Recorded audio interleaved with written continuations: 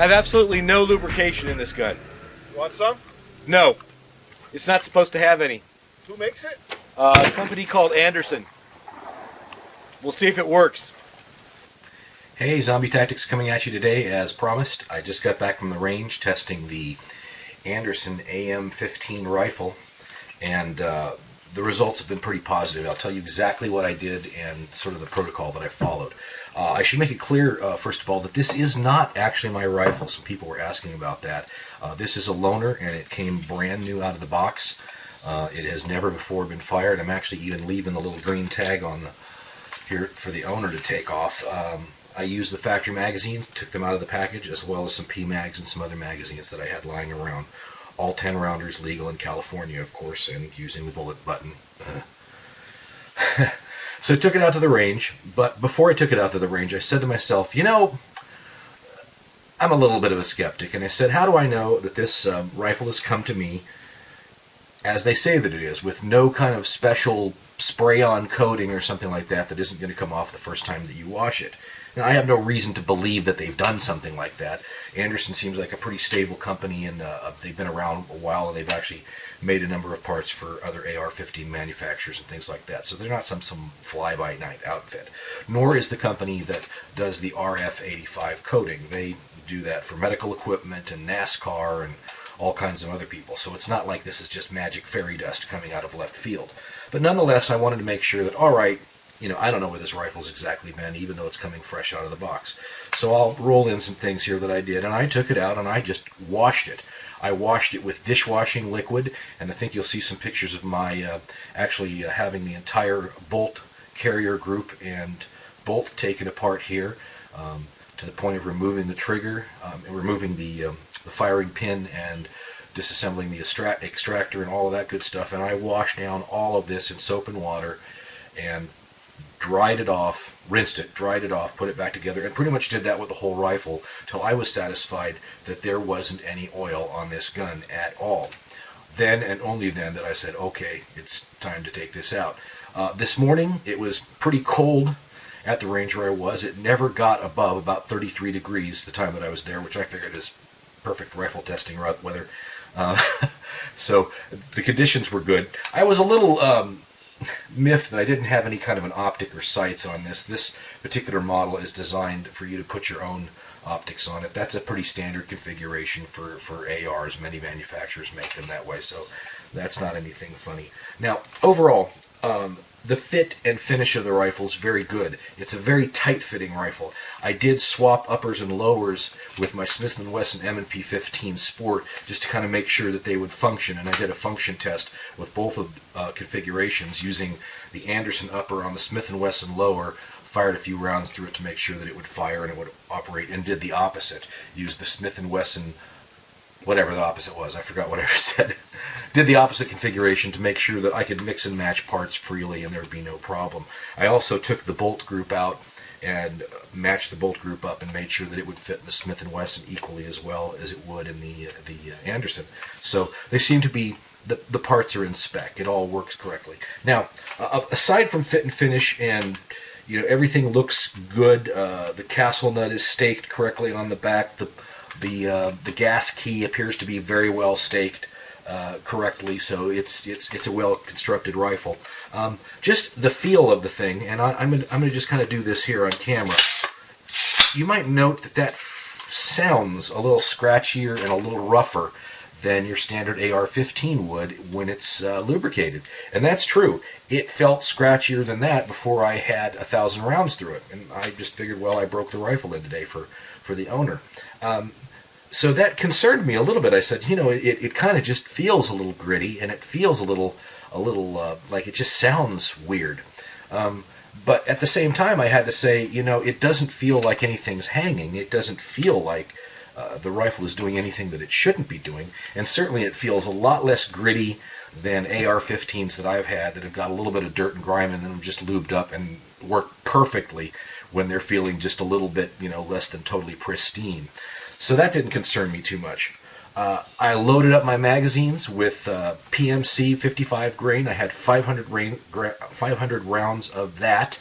I also had another 200 rounds of PMC AM15 ammunition, and I had another, I don't know,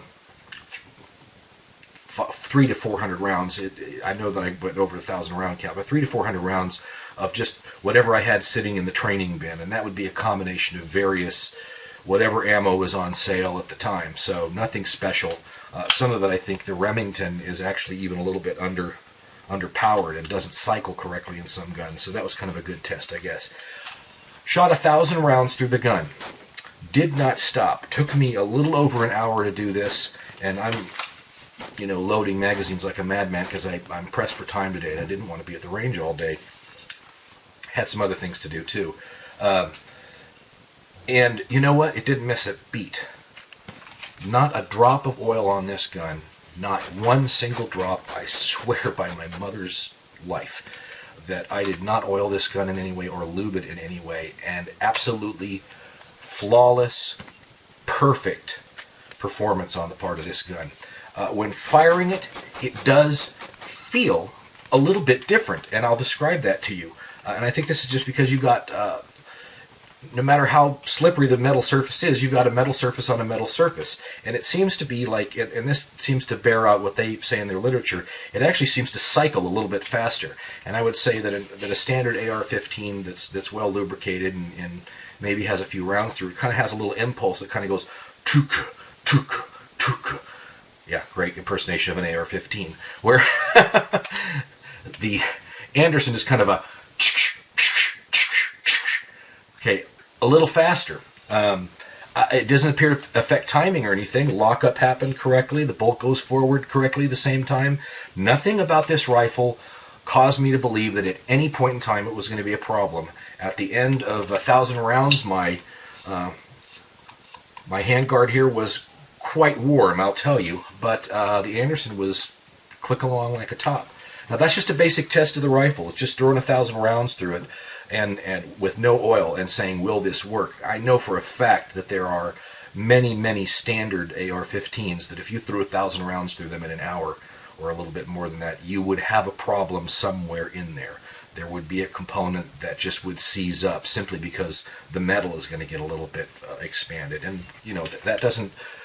The laws of physics apply here too. The metal is going to expand as it gets warmer. So, and actually now it seems to be operating a little smoother than when I first got it. One of the tests I did when I was taking apart the rifle, after I put it back together, I did the old flicking the bolt carrier group to make sure the bolt would come out correctly while reassembling it into the upper. And that seemed a little sticky, just like, I'm not sure I really get the flick out of that I'm expecting to get. It works, it just feels a little odd and a little sticky. But having just cleaned the rifle now, and by the way, finding hardly anything too clean on the rifle, which is another thing after 1,000 rounds, I can tell you that bolt just flicks right out like a champ right now, right like it's supposed to. Now, let me talk about that cleaning thing again. I get this thing home. I expect to do a standard AR-15 cleaning, and the first thing I'm finding is that there just isn't very much to clean.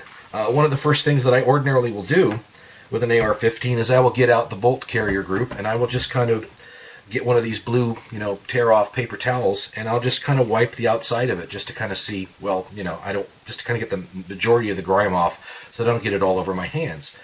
Hardly anything came off, and I looked at it, and it looked clean. I mean, dry, kind of a matte finish dry, but clean. So then I get a little bit of MPX7, MP Pro 7 cleaner, and I spritz it on there, and I let it soak a little bit, and I wipe it off some more. Hardly anything comes off. And I'm noticing as I'm inspecting the inside of the chamber and the take down the upper and everything like that, there just doesn't seem to be any grime that's stuck to this gun in the traditional fashion. So that seems to bear out the manufacturer's claim that carbon and dirt and fouling and stuff like that just don't stick to this RF85 surface. Again, just 1,000 rounds. I don't know if that sounds impressive or if that's just like meh, but to me that's a pretty big deal. Being able to take out a gun, fire 1,000 rounds straight out of the box without a stitch of oil on it, a drop of oil on it, and have it perform 100% perfectly. I wish I could hang on to this. I'm strongly inclined to actually buy one of these now, if for no other purpose, just to see where I can break it. I know that's kind of sick, but the Anderson AM15, they make, I think, 4 or 5 different models of them and a couple of special models in California configuration. I would check them out strongly if you're considering an AR-15 purchase. This seems to be an incredible idea, and maybe an idea whose time has come. That's Zombie Tactics for today with a very unique AR-15 rifle. And we'll see you next time. Bye-bye.